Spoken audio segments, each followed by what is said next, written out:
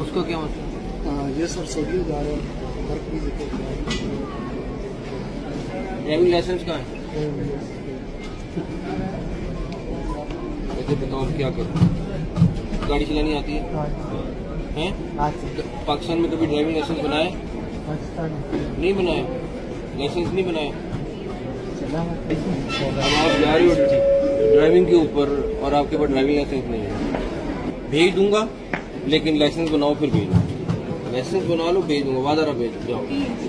वहाँ जाके धक्के खाओगे, खराब हो गए।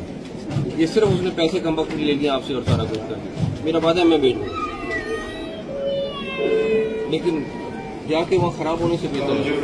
वहाँ कोई भाई नहीं सुनते, वहाँ सऊदी उन्होंने पूरा टेस्ट लेना है, इम्तिहान लेना है लाइसेंस का। देखो ना, आपका ड्राइवर का वहाँ पे नौकरी है और ड्राइविंग लाइसेंस नहीं है आपको। सलमान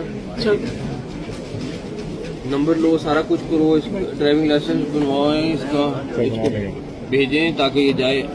ये इनको एयरलाइन को कहें यार इसकी सीट रीएडजस्ट कर दें, हैं? ये खुद करा दें उनको कह के, अगले हफ्ते की करा दें सीट, और अगले हफ्ते ये चला जाएगा। इसको नंबर ले लें।